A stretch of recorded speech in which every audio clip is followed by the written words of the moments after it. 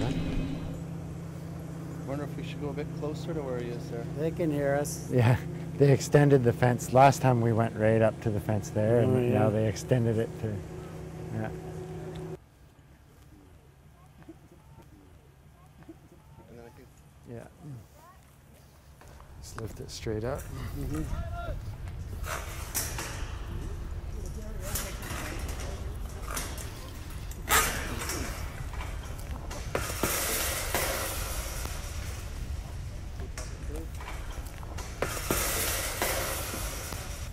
Right up.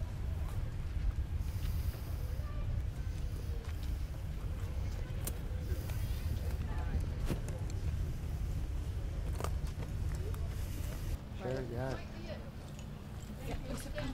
I just want to thank the workers for understanding. I hope they understand why we're here. We've got through the Freedom of Information, we see the correspondence with the owners, archaeologists going back, 2007, 2008, 2009, where the archaeology branch was getting bullied by the owner through the time. So things have fallen apart, mistakes were made, and then you find yourself here in this situation. So we understand that. That's the only point I have to make.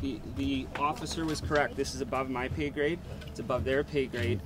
You need to be talking to the government. so. Why don't you guys take a coffee break until those discussions are allowed to occur? So this is the next step. This is so that Minister Steve Thompson understands the seriousness of this situation.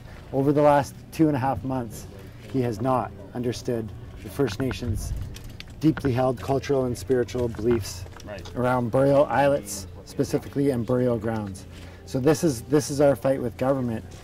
And they're starting to understand. They realize that legislation has to change now. Well, maybe you all should be in encompassing. government then. Well, So, I have taken an I internship am in government. I'm a local MLA. I know who you are. And I'm sorry that it came to this today. All else has failed, right? In the legislature, trying to speak to the minister offline, laying charges with the RCMP. The law has been broken here. We should be clear about this. The previous permit, before it was renewed, this islet was cleared without proper monitoring by an archaeologist, by an excavator, right? The law was broken. And so the question I have for the RCMP is, where the hell are you, right? You're enforcing the law here. The law was broken back 2 years ago when this islet was cleared with an excavator. The law continues to be broken with these cairns being encased in a foundation wall and cairns being inside the foundation, contrary to the permit. Where the hell is the law?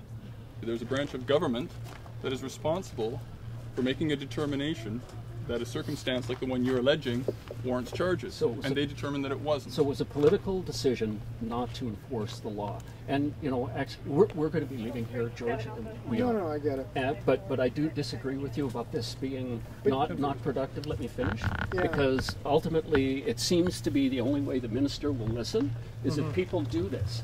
If people walk up on the island to try and protect something that the legislation that government's legally responsible to protect, and they haven't done it. So they have no other options. So you know what? This ultimately, if government refuses to enforce its own laws, this is what you're faced with. There's a requirement. If we can't look at a site and do our own investigation, we're dependent on another level of government to do it. It's a very specific investigation. Is that by policy, Corporal, or just in this particular instance? Is that by general That is how policy? the archaeology It's not something that defer to other agencies before we you need a decide to lay policy on charges? because it's self-evident. We don't investigate on behalf of archaeology. When you come off this island, I guess it's hard to mention how I feel with all the different energies going on here with the work. Time and time again, the law has had to be amended, and this is certainly one of those circumstances, in my opinion.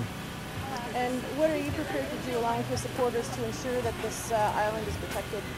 Well, I think today is an example of what we're prepared to do. The Minister of Lands, Steve Thompson, has refused all along this process since construction began in early June and in the 8 years previous leading up to this. The original archaeological impact assessment mentioned that this is not a suitable location for a residence. And so from that extreme to issuing building permits is where we are today.